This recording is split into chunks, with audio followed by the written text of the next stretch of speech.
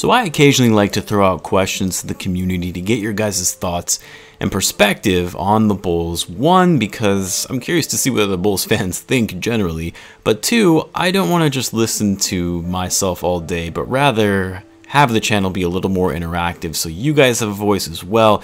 That's why I do the hot takes videos, the mailbags, etc. Over the past week or so, I've had a number of polls that you can find on the community page with questions on various topics. And what good are polls if you don't end up seeing the final result? And that's what I want to talk about in this video. So what's going on, everyone? You're listening to Bull Central here. Hope you're all doing well. So one of the questions I put out to you guys was in regards to Lauri Markkanen and whether you wanted to see the Bulls re-sign him or not when he becomes a restricted free agent. Now, what sparked the idea for this video was actually an article that Casey Johnson had put together in which she talked about the recent fall and demotions of Lauri Markkanen and Coby White and how the Bulls traded away Wendell Carter Jr., Chandler Hutchinson, and Daniel Gafford, all recent draft picks from the previous front office in Garpax. So the article was implying, is the new front office slowly but surely pushing these guys out? Now, Coby White, he's still under contract on his rookie deal. Now for Lauri Markkanen, it makes it a little more interesting given the fact that, they couldn't reach an extension to his contract prior to the start of the season, but then also not moving him before the trade deadline, meaning if they don't have plans to re-sign him, why not try and move him to obtain some value in return as opposed to letting him walk for nothing when he becomes a restricted free agent? So when I asked this question of, do you guys want the Bulls to re-sign Lauri Markkanen in the offseason, I was a little surprised by the responses. As you can see, from more than 1,300 votes or so, 66% of you said, no, you do not want the Bulls to bring him back, which I won't lie, I expected no to be the majority answer, but I would have thought that it would be closer to a 55-45 spread rather than 66-34.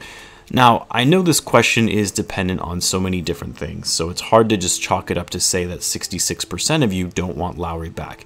I think a lot of it has to do with how much we are actually going to have to pay him to keep him, because based on Lauri's recent performance, especially after getting moved to the bench, he's likely not worth giving a big payday to if some team wants to offer him that. For me personally, if it means we only have to pay Lauri somewhere in the range of, say, 12 to 15 million a year, then yes, I wouldn't say that we should keep him, because at the end of the day, he's still a serviceable player that can help you spread the floor despite his recent struggles. He's still averaging 16.4 points per game, shooting 47.7% from the field and 37.8% from three. I mean, you compare that to what some other players who have performed at that level and what they're getting paid around the league, that's a fair salary for someone like Lauri. Now keep in mind, he's still only 23 and hasn't entered into his prime yet.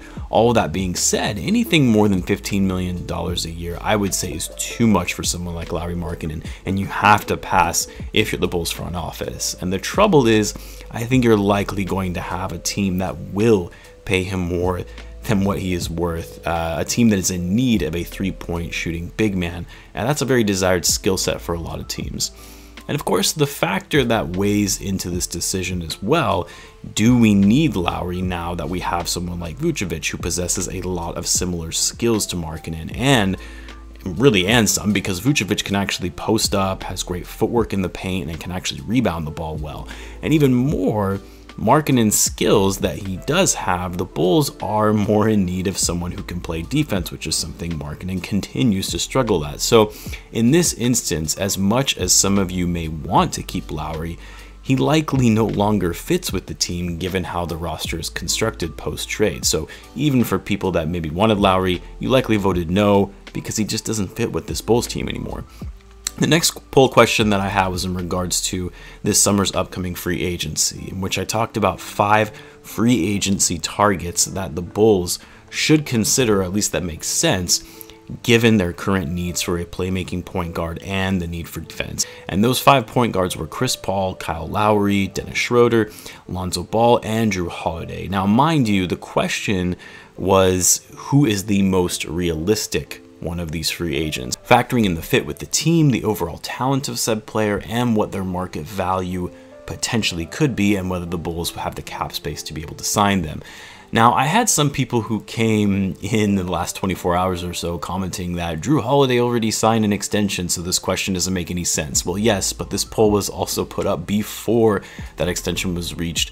Jrue Holiday was actually my #1 free agent prospect from that video, just because his age fits the timeline of the Bulls. He's a great point guard that has a lot of experience, one of the more underrated players in the league, in my opinion. And despite him obviously playing for a better team in the Milwaukee Bucks, and the Bulls right now anyway, my hypothetical scenario was that it was possible that the Bucks bomb in the playoffs yet again, that Giannis would demand a trade and Jrue Holiday would decide not to re-sign, since it would be clear that the Bucks would be going into rebuild post trading Giannis. Very lofty, I know, but that was the hypothetical scenario that I concocted in my head, which, I mean, isn't out of the realm of possibility, because if the Bucks do fail or get bounced out of the playoffs early, Giannis likely isn't going to be happy, and even though he did just sign a Supermax extension, he could force a trade and say, I'm tired of you guys wasting my prime years. But again, yes, unlikely. So yes, I know the Bucks extended Jrue Holiday, and that option is now off the table completely, which is unfortunate, as I think he would have been a great fit for the Bulls and what they need, but we don't always get what we want. Now, as you can see from the results, Lonzo Ball blew this one away, taking 63% of the total vote with 2,300 votes, which it makes sense. I mean, he probably is the most realistic one of these options, given his age, the fact that there's still potential for a sign and trade for someone like Lauri Markkanen. He's a good playmaker, he's a solid defender, and he's improved his shot quite a bit this season. As I've said before, I'm still not 100% sold on the idea of bringing in someone like Lonzo Ball, as I do think there are a lot of other options at point guard, but I also understand the value and the impact that he would be able to provide to the Bulls given the need for a floor general.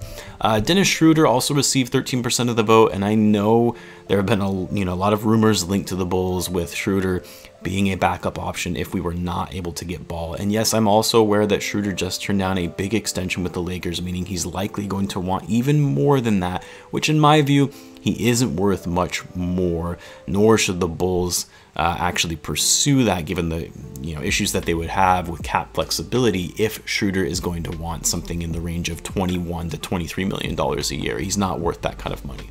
Chris Paul, Kyle Lowry, I mean, these are more wishful thinking, in that Lowry likely is going to want more money than he's worth, just based on his experience and the caliber of player that he is, but also he's a bit past his prime and likely will be on the decline soon.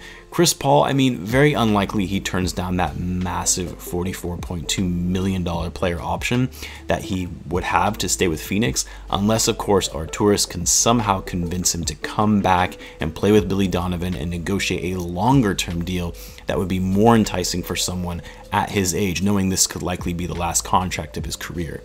The next question that I had was actually a question from the Bulls beat writer Casey Johnson, in which he wanted to know, in a recent article he wrote, whether your Bulls fandom, the glass of your Bulls fandom, is half full or half empty, which I thought was an interesting way to put it. And I will say I was very much surprised by the results that you see here in the over 1,100 votes received. 78% of you said that your glass is half full on the Bulls.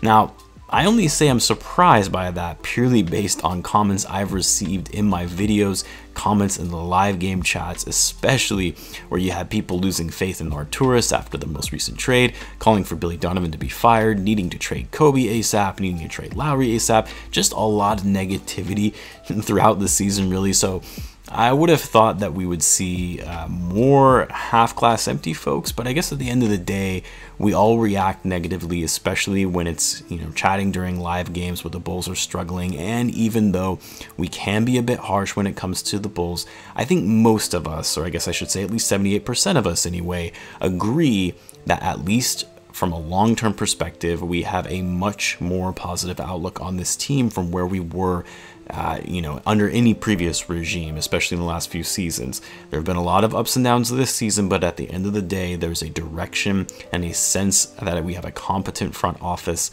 that is going forward and going to continue to making sure that the Bulls are on a path to win. And that's something that Bulls fans can be excited about. And then finally, my last question, which was from yesterday, and this was in regards to how many games do you think the Bulls would win, or how they're going to fare in their final 24 games of the season. Now, me personally, when looking at the remaining games on the Bulls schedule, and again, I'm a glass half full kind of guy, but I really do think the Bulls can win between 15 and 17 of their final 24 games. Based on the last 3 games that we've seen and how the new guys have built chemistry and are really finally starting to gel together and running well together through Donovan's offensive system, I see 15 to 17 wins, if not more, winnable games in that remaining schedule. Now, I'm sure there are going to be a couple of games here and there that can be viewed as winnable games, but the Bulls may likely fall because that happens in the NBA. But my vote is in the 15 to 20 win range. And I really don't think that's a stretch. And quite frankly, they kind of have to win that many games if they want a legit shot at the playoffs. 12 wins means they go 500 for the rest of the way, meaning they stay at 8 games below 500 to finish off the season. I'd like to think that the Bulls will end their season closer to 500, but we'll see. So for this one, I guess I was a little surprised to see that more than half of you had 10 to 14 wins, hopefully closer to that 14 win total. I mean, 10 more wins to close out the season for the Bulls isn't going to cut it. 10 games below 500 is where they would finish. And that likely means they might not even get a play-in tournament appearance, which would be a huge disappointment. I think for the people who voted 5 through 9 or less than 5 wins, those likely are fans of other teams, because I don't think, even the most skeptical of Bulls fans would say that we're going to close out this season with less than 5 wins. 7% of you said 20 plus wins. I mean, shoot for the stars. I would say this is probably a bit too optimistic, given the win against the Nets was only the 4th win that the Bulls have had all season against teams above 500, and the Bulls still do have 12 of their remaining games against teams above 500. Not saying they can't win any of those games. I actually think they'll be able to win a decent amount of them, but only losing 4 or less games for the rest of the season for a team that still at this point has a lot of flaws is unlikely. I do like the optimism though. Anyway, I just wanted to share the results of these polls. As I said, I do like to make this channel a little more interactive rather than you guys just listening to me talk all the time. Let me know if you guys like these type of community poll questions that I post from time to time to get you guys involved. And also let me know if you guys were surprised by any of these poll results. Let me know in the comments. Don't forget, the Bulls have a game tonight against the Pacers. As always, I'll have a live group chat both here on the channel as well as on the Discord, so feel free to join those if you're interested. Be sure to subscribe if you're a Bulls fan, as I do post daily Bulls content. Thanks again, as always, guys, for tuning in, and I will catch you in the next one.